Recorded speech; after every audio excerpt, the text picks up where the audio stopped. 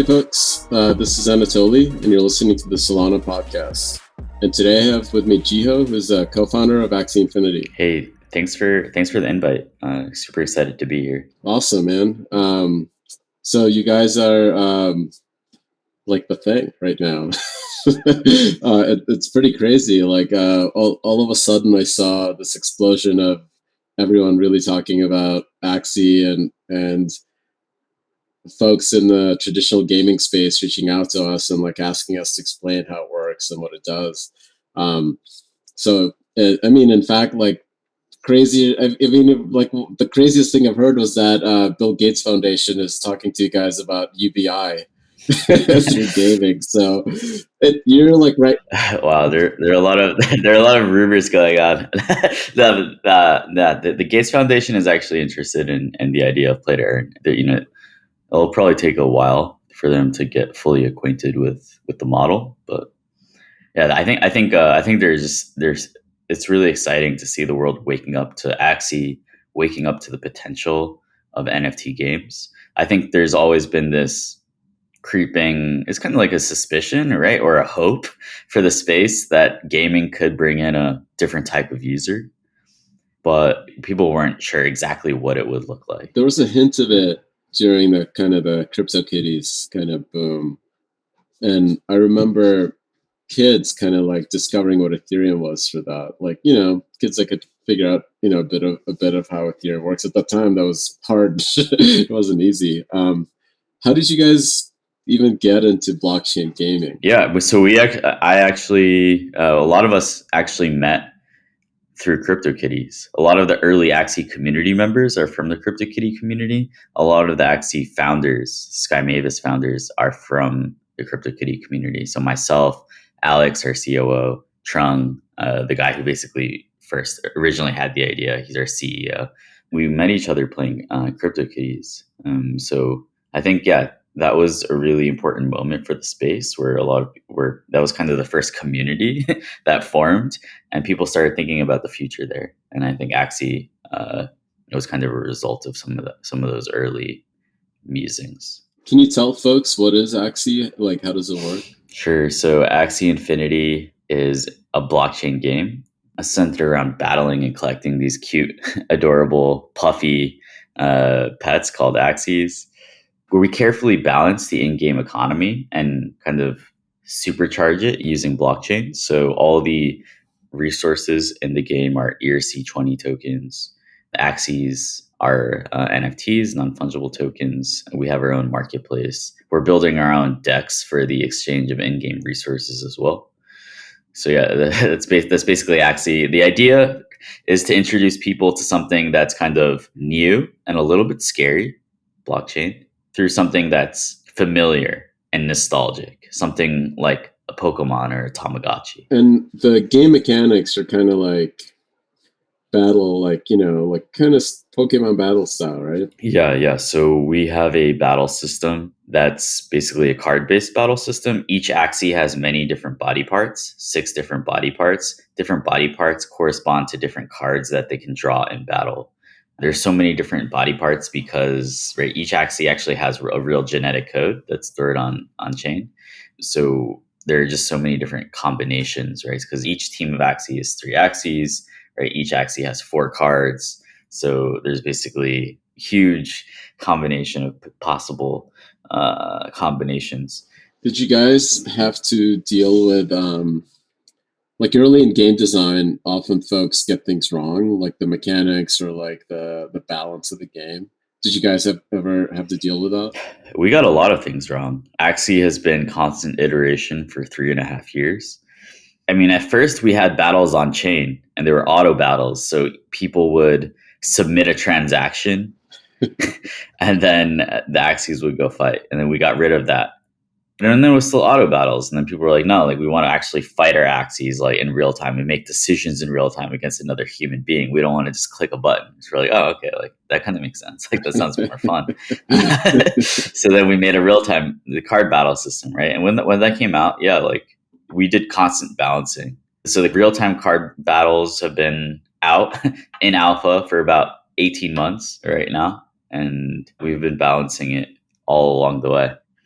later this year, we hope to release an entirely new battle system that's going to be upgraded with new cards, new art. So it's constant iteration. And yeah, I think the balancing is not perfect yet.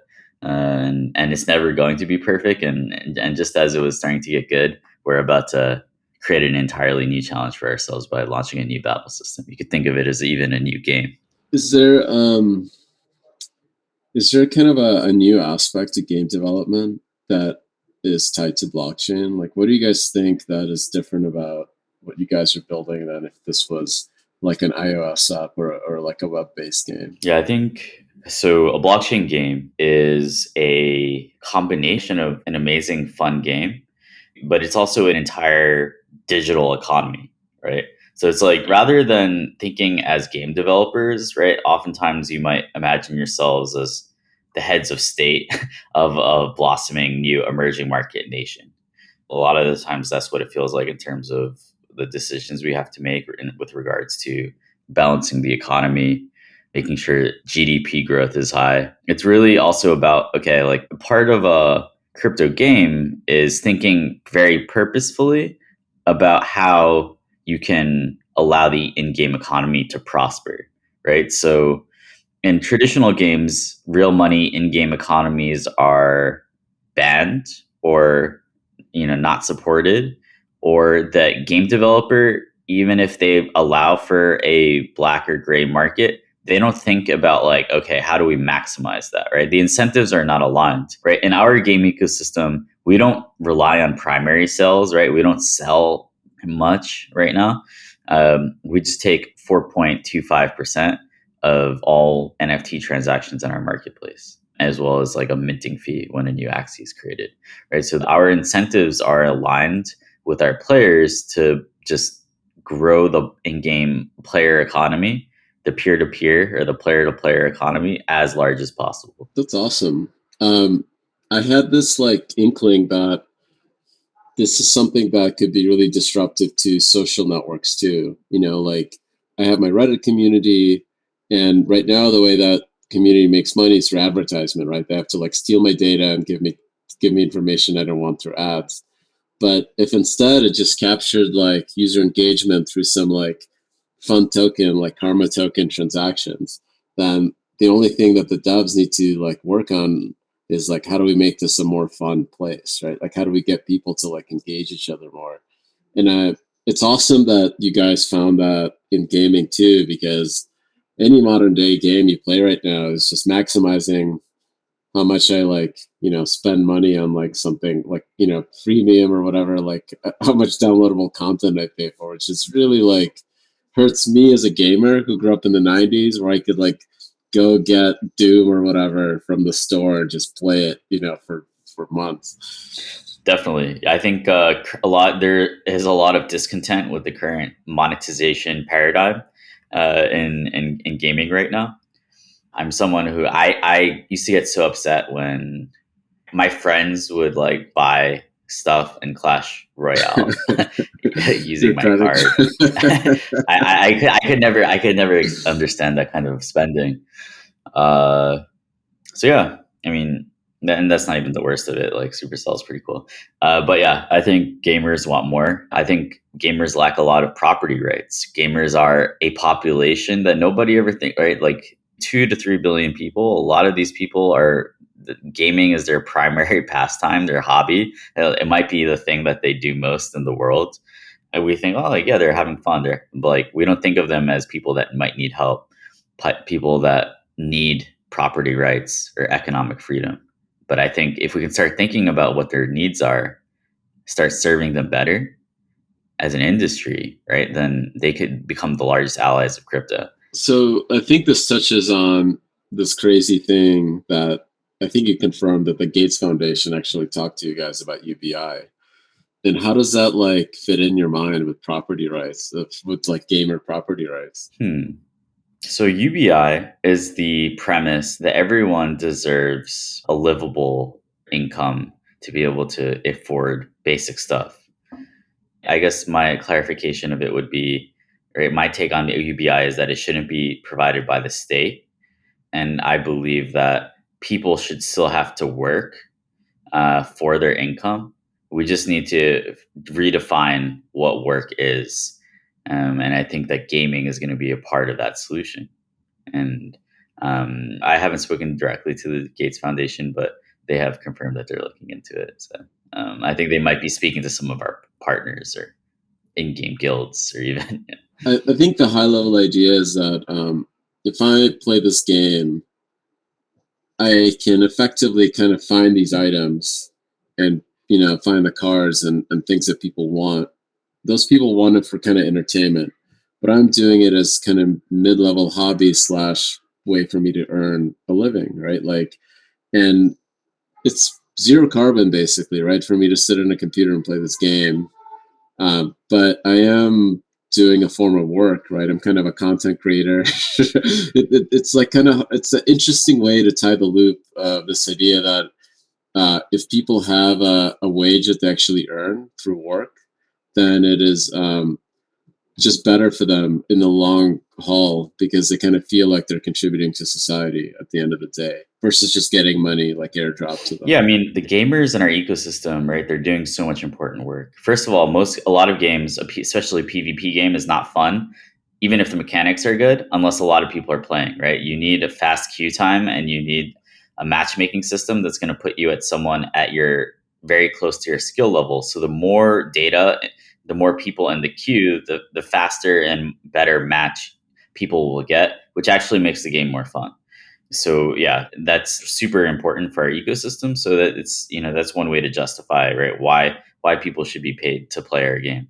But yeah, all members of the ecosystem are also, right, like doing stuff on social media, making content. So yeah, it's really powerful and important that there is some ability to just play the game and potentially earn something. I'll also say that when someone wants to start playing Axie, they don't go to like the store and buy a copy of Axie. They don't buy anything directly from us, right? Like when they want to enter our ecosystem, that's a peer-to-peer transaction. So what we've given is basically open sourced and given our distribution rights to Axie Infinity to our player base, right? And the way that they can access those distribution rights is by burning this in-game currency, the love potions, in order to create new Axies. So right now, right, like the play to earn model, it's definitely dependent on growth, just like any emerging economy, right? It needs growth. Just like any startup, you need to grow or you're dying. I think like maybe like 30% of the spending right now is, based on people spending for fun or status. Over time, that number, the more it increases, the easier it is to have a really super strong economy. Do you think this can be done without crypto, like without access to blockchain and ERC20s and Ethereum? It can be done without blockchain, but it needs crypto, if that makes sense, right? So I think there are different layers of decentralization, right? There's decentralization of ownership, right? So what our players really like is 95% of the value that flows through the game is going to them. And they like that, right, through a governance token, they can own part of the game. In terms of the data storage, right, that's a little bit more of a niche ask, right? It's like some people want it. The thing is, like, a lot of your most important users who have the most value on your platform, it's something that they want. Whereas like the people who are driving the user numbers, right, that might not be right. So I mean, it's about balancing, but different user groups value different aspects of decentralization more. And right now, right, it makes a lot of sense to make sure that, okay, we're also optimizing for what people who are new to this space would care for, right? Which is like basically, right, what's the thing that resonates with them is like, yeah, this is a game, a fun community, and there's this added aspect of earning. Could it be done without crypto or blockchain? I think it could be done without a blockchain, maybe. But eventually, like as more value congregated on the system, you would need to use a blockchain. And it's also right, like yeah, it's easier to do. I think it's easier to do with a blockchain because then, for example, we need a DEX for Axie, right? So then we can just take DEX code and put it on Ronin, which is our scaling solution. If it wasn't on the blockchain, we would have to write the code for our own DEX, for example. So And by the data availability thing, you're kind of talking about like the users that maybe own a large chunk of value in the game economy that want to be able to kind of exit to Ethereum, right? And and like have that value be transferable on Ethereum. Yeah, they either want like a large number of validators, right, and like a kind of more decentralization on the sidechain, right, more security decentralization on the sidechain. Yeah, and also obviously they love the idea of like being able to settle down to Ethereum. But yeah, I think like one of the things that we want is right for users to feel comfortable like storing everything right on Ronin, right. That helps the community and the ecosystem, right, by basically aggregating funds within the ecosystem. So as the value that you guys capture, right, from the synth game economy, like I remember playing like EverQuest when people were talking about that in-game economy is the size of like Lithuania or some small country. Like as that value that starts growing, do you feel more pressure for Ronin, the chain, to be, more decentralized, more secure, like have those aspects that people kind of ask of like the ETH is money or, kind of like those requirements placed on the other chains? Yeah, it's something that is important for us to like think about and plan for. I'll say, but yeah, I think like we're mostly focused on what our users want. I think like that's our number one thing. So we try and do systematic ways of understanding what our users want, rather than right like crypto memes that like are just sayings, right, that are propagated in different ways. So yeah, there are also right there are wants, and then there are needs, and there are luxuries, and then there are mission critical features. Of course. I think like one of the things that we've really done, and one of the things I think that we've brought to this space is just like a product development mindset. So kind of like almost like traditional product development mindset towards building games, right? Like most game developers, game designers, that's what they've always been, right? Very few of them like came from the world of like product development. So I think like that's one of the things that we bring to the gaming. And then yeah, I think one of the things that we bring to crypto is just being really focused on users and having users. Like it's really difficult to take a lean development mindset where you're constantly iterating and talking to users if you have no way of getting like your first batch of users. Right. And I think also it's like a lot of founders, they'll be like, oh, I only have 20 users. Like, okay, I'm going to go back to like trading crypto. Right. Like, whereas those 20 users are actually, you need to talk to those people for 3 years, and then you can be an overnight success. What were your user numbers in those first couple of years? Yeah. It's like minuscule, like hundreds of people. Last year at this time we had 500, maybe 500 DAU, and now we're at 680,000. So. Congrats, man. That's blood, sweat, and tears for 3 years at a few hundred DAUs. What kept you guys going? We knew that the community was special, and it was always like, okay, we know like we just had a breakthrough, we just had a discovery. Like, okay, we know that now, we know like we understand governance tokens now, right? Like we can use this governance token to solve the chicken and egg issue, right? Where that was a breakthrough. The side chain was always right, like was coming. So there was always like, okay, like we felt like we were making discoveries and kind of inventing inventions, and then realizing that once we put them all together, we were going to create something really special, right? It took a long time to actually do that, right? So it's like we just deployed Ronin, our side chain, in April, right? And that's actually what like one of the things that kicked off hypergrowth, right? It was like a combination of this scalable side chain with the play to earn, and then obviously, like we tried to grow by just having our game be good enough, right? So it's like if you're relying on the game being good enough to just like attract growth, like or grow by itself, it's like the game I think was like it's like relatively good. It's good enough. So it's like you have a good enough game that's also super cute and beautiful with the play to earn. There was always like, okay, this is the next step, and the community was like super excited, and we were able to. We have a super low burn rate, right? So it's like we're not like people who need a lot of capital to perform. Well, capital is one thing, right? But like, it does. Congrats, man! Like having that like realization that you're building something special and those like kind of eureka moments. That's kind of what drove me for like a couple of years. Like the burn rate wasn't as important as like am I going to be doing this for 5 more years? Is there gonna, or is this bear market going to last 5 years or another 6 months? Right? Like you gotta keep yourself moving. And it sounds like you guys had a similar experience. That if you're discovering stuff and you have those like eureka moments, those are pretty awesome. Do you guys feel that the metaverse and this idea of like these user-owned assets, you described as like owned by the users with their property rights. Is that where gaming is headed, or do you think like do you see those things as like kind of inevitable? Hmm. It's hard for me to say. I think that play to earn games will be a new genre of games, just like there's like mobile free to play, right? But like console still exists, like PC games still exist. So I think like play to earn games, yeah, will be. It's gonna bring in like new types of gamers, people that used to not be able to play games because they didn't have time, like stay at home mothers that are looking to earn some extra income while they're like need to sit by the baby. Right? It's like there are very few jobs that you can do while looking being right next to your baby, making sure that it's okay. So I think like that image of like yeah, a mother playing a play to earn game, playing Axie next to their child. I think like yeah, it's something that really important.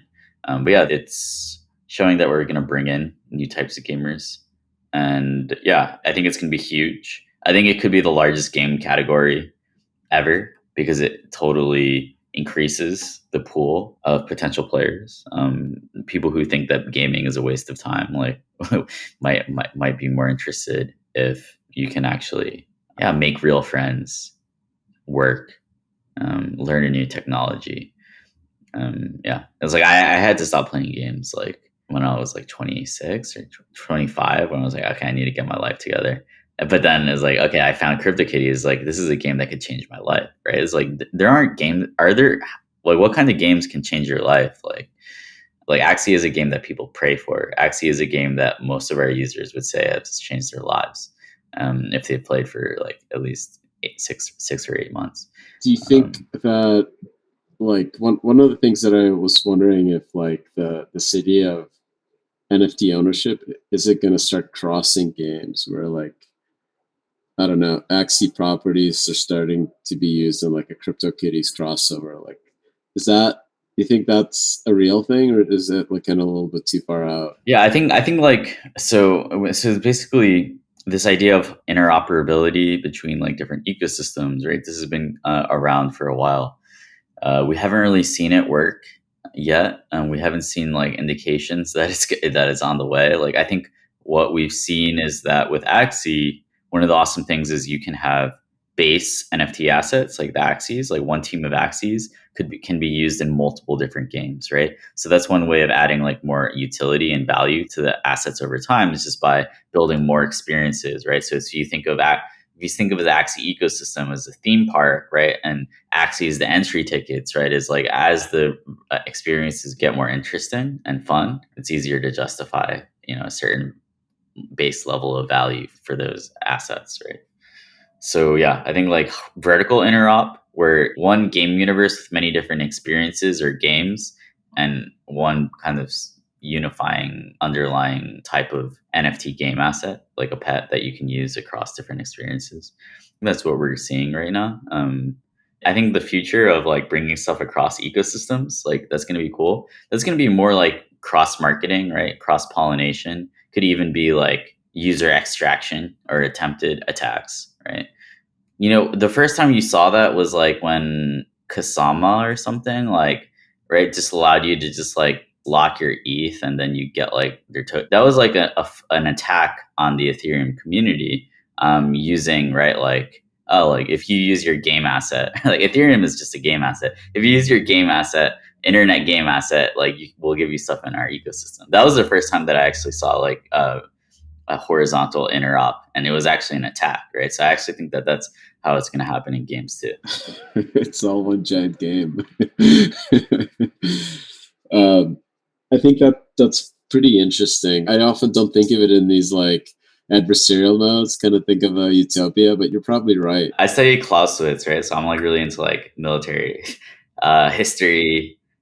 Like yeah, war is just politics by another means. As you guys build this out, what do you see as kind of the most important thing like for Hmm. Axie? I think it's about like making sure the community stays amazing even at scale. For a long time, our strength has been our community, but our community was small. It's easy to have a tight knit small community. It's hard to have a tight knit large community. So I think like being able to still attract like dreamers and thinkers and creatives and the people that basically just make your community have strong culture. I think like that's super important. A lot of value will just flow from that. NFTs are kind of like the cultural arm of crypto, right? So it's like we can't just like think like in terms of logic. Like we also need to like, or I don't know, like we need to have people who basically make the community fun.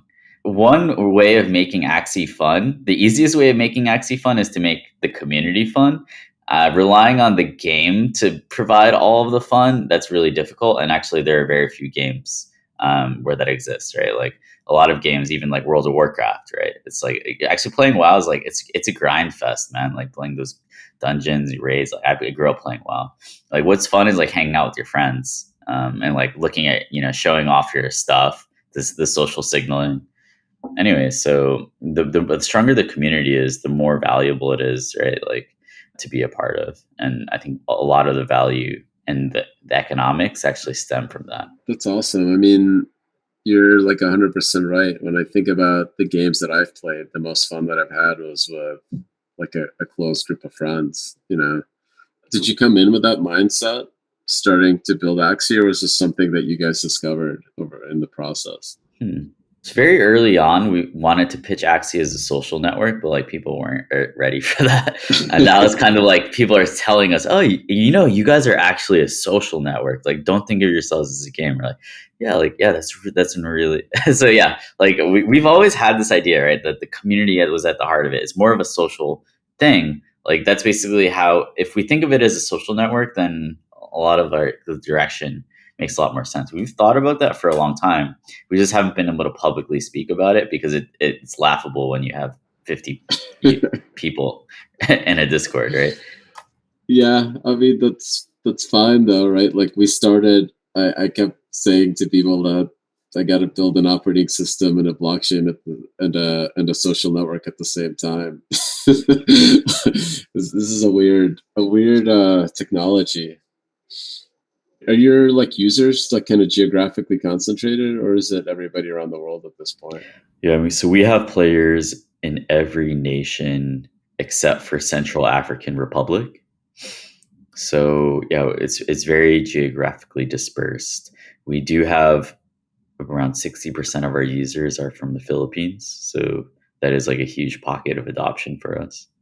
But yeah, we have plenty of North Americans, Europeans who are playing, as well as like a lot of people from developing markets. South America is huge. Venezuela, Brazil. Is the vast majority of the people playing the game for this like speculative side of it, like where I'm trying to like earn a living? I think it's a combination of both, right? So it's like if you survey our users and say, "Do you play for fun or you play to earn money?" They'll say they play for both. Like, and they're just gonna like, well, like 70% are gonna be like, "Yeah, I play for fun and to earn money." Like it's a combination of those two things that's never existed. If it was just about money, like I think there are easier ways. There might be easier ways to make money. I don't know. Maybe that's not true, but I will say that it is important that it's fun, and I think like our users generally do enjoy the fact that they love the fact that they're able to have fun and earn at the same time. I would say, and maybe more quantitatively, I would say around like maybe 60 to 70% of the spend within our ecosystem is based on speculation. But even speculation has different tiers and gradations of speculation, right? It's like I might buy a first edition Charizard and I just never intend on selling it. But like I'm also interested in maybe the fact that it could go up in value, right? I think a lot of the spend in Axie is kind of that type of speculation where it's like collection is actually right like a form of speculation. I think like people feel more okay about actually spending a lot on Axies because they have the option, right? It's like something that they could end up right like selling later, but they end up like just getting too attached to it to sell or right? They become rich like from other parts of their life, right? And being in crypto, and then they're like, okay, like I can never sell this thing. So yeah, I would say like right now, like maybe 60 to 70% of the spend is like in varying degrees of speculation, and then there's a lot where people are just they're spending because they see Axies as fun, cute pets, or they want to spend and they want to keep up to date with the battle meta. They want like a varied collection that they can use in different situations. It's also just fun to experiment and play different teams and different team combinations in the arena. Where do you guys see this going? Like in the next, let's say 100 years. Like, what is like like you guys have all the resources you want now. Like, where is this going? Like at the end of it. Yeah, in terms of the end game, right? I think we want Axie to be known as something that brought freedom to a lot of people. I think like hopefully people will see it as something where we had for a really long time like lots of questions around declining economic freedom, and it was like, oh, this cute game that seems really simple on the surface, it actually took us down this entire rabbit hole that made major societal changes. I think like that's one of the things where basically just bringing economic freedom to people through gamers, right? So first introducing gamers to blockchain, but I mean gamers are half of the world's population, so yeah, I think that's a really important aspect of it. I also I hope that Axie will become known as this kind of community owned IP, or the first game ever owned by the people that play it. I hope that Axie or Sky Mavis is just one of many entities that are building stuff on the Axie IP. I hope there might be sister universes, right? So it's like if Axie is the Pokemon of blockchain, what will be the Mario, right? Like, will they all be right, like kind of descended from this community, this movement? I think that could happen, when the timing is right. So yeah, I think that those are kind of aspects of the long term plan, right? I think basically decentralizing the development of content for Axie, whereas right now it's like basically up to Sky Mavis to build, I guess at least gameplay content, right? Like we have a lot of awesome tools and stuff built by our community, but yeah, I think that is going to be key. So yeah, It's beautiful. That's awesome. I mean, like what you're describing is, I think, really cool. Like, what if there is a fair in-game economy that I experience as a gamer? I'll be able to recognize unfairness in the world around me, right, and take action and change it. That's awesome. I think that's really cool. I think so. 23% of our players have never had a bank account, and they've never had like basic financial services, and they have a Ronin wallet. And we're I think like in the future it makes sense to issue a Ronin card, and boom, like right, like have people who are able to earn within this new digital economy, this, and spend it and stimulate their local economies directly. Yeah, I also think that Axie players will become a voting bloc, and governments will be forced to like support Axie. They may even like do lobbying, right, or like campaigning directly to the Axie community. One of the problems that we have with crypto regulation is that we don't have enough of the population that cares about crypto yet. But like this is starting to happen in Korea. 10% of the population, like they own crypto or trade crypto. Therefore, the politicians, they're forced to basically support crypto and like try to basically be more crypto friendly. So this is also the problem is in the developing world. It's like we only have like less than 5% of the population that really truly cares about crypto. We need to pump those numbers up. Like we needed to get it to like 25% of the population. And then like the nation state, the platforms, they're forced in free society, at least. Let's just assume that we have the assumption of at least a free society. In a free society, the nation state and the platforms, they have to bend to the will of the people, of the users, right? So it's like right now we have platform risk with crypto. Why? Because like the users don't demand it of the platforms. Like yeah, but it's coming around, right? And then even like people who work at these platforms, right, like Google, Apple, like they're also like they're getting into crypto too. Like they're normal people that, right, like can go through the same experiences as us. They're not like cold hearted or anything by any means, right? The same thing with government officials, right? Like they can all like fall in love with this movement and the ideas. They just need to have some incentive to think about it, because they're also like, you have to think of them as service providers, right? And they have to care about what their users or constituents think, right? So it's up to us to aggregate users, right? To get them on our side and to get them to demand to basically respect and not mess around with crypto. So, I mean, you guys sound like 100% true believers of like decentralization. Uh, I believe in empowering users. Decentralization is a tool. Decentralization is very vague, right? It can mean a lot of different things, right? So, like right now, I think I mentioned earlier, right? Like our players, they really love the aspect of a player-owned, player-driven economy, right? That is like kind of decentralized by nature. They love the idea of in-game resources being tokenized and fungible. In terms of the data storage, they are more flexible, like on average. There's a lot of aspects to it. I mean, I think like the kind of like engineering lens on it is often misses the cultural lens, right? Like data availability and like where stuff goes and things like that, I think is one thing. But I personally believe that the cryptography, right? This idea that we have wallets that can sign stuff, that's the magic of it. Like as soon as you have a billion people that can do this, then some technology will figure out how to connect them, Definitely. because now you have a billion people that can write, that can create these like indestructible signatures that are not spoofable, right? That's kind of a massive shift in how we communicate. What do you guys want to see developed in crypto, like outside of what you guys are doing? Huh. That's a good question. I want to see more experimentation in games.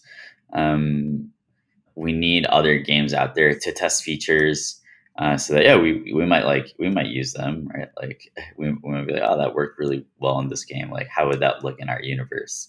I think like that's how games work.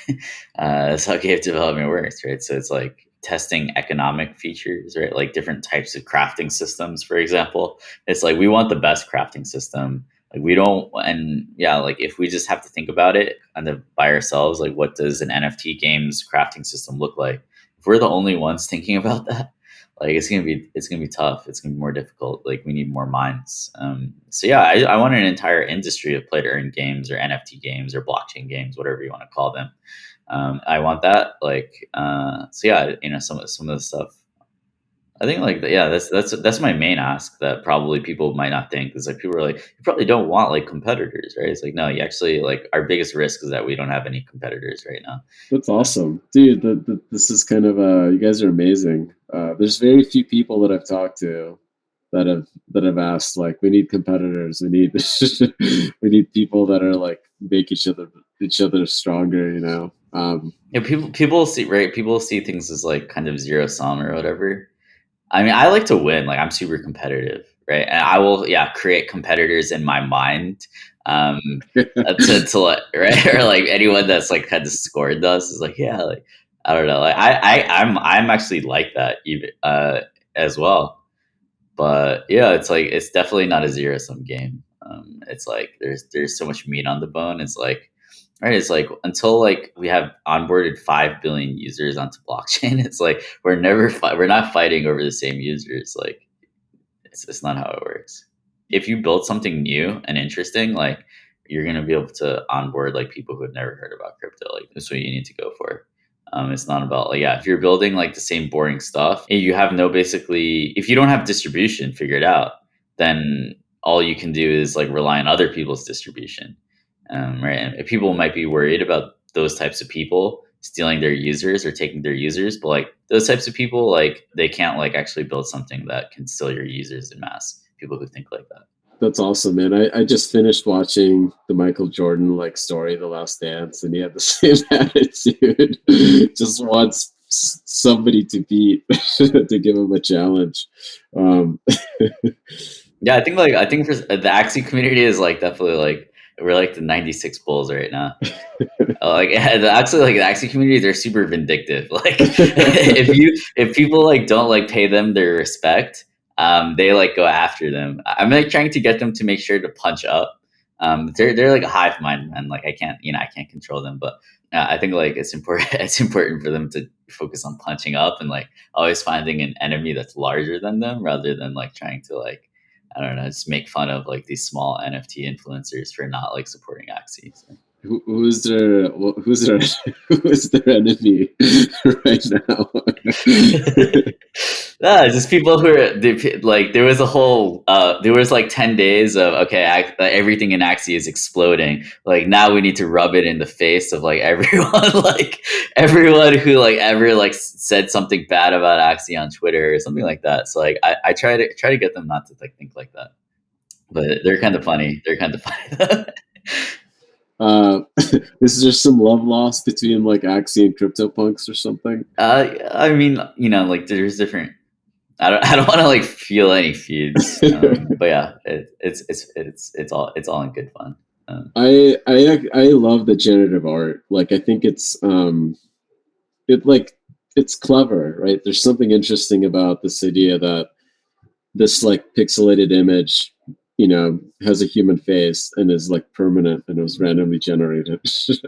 Yeah, that's actually part of Axie, Yeah. right? Is like there's the breeding process, right? So everyone like can recognize their own Axies, especially if and it's very quite easy to actually create a unique Axie.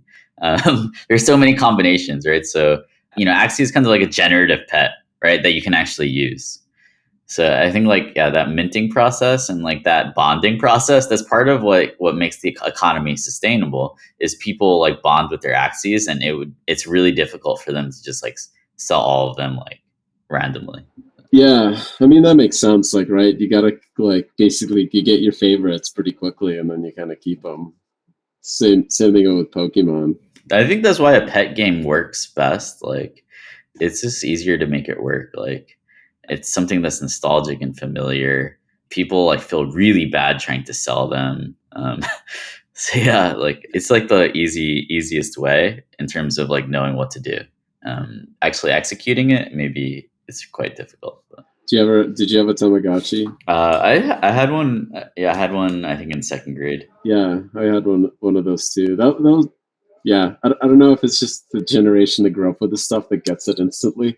I think no. I think it's a human. I think it's a basic human instinct. Like there are, I think, billions of pet owners in the world, right? So it's like Axie potential. Like right, it's like you think of it in terms of who are the potential Axie players in the world, right? It's like 3 billion gamers, like 2 billion pet owners, right? Then there's the collectors. I think like collecting an art, right, is like a larger market than gaming, right? So it's like you're basically combining all of these huge markets and turning into like one supermarket that could be bigger than all of them.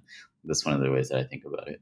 And when you combine things, and integrate them, like they're often like much crazier than the individual parts. Well, I mean, you guys have an amazing vision. Thank you for stopping by the Solana podcast and talking to us. It's pretty awesome what you guys are building. Congrats on all the amazing success, and don't stop innovating.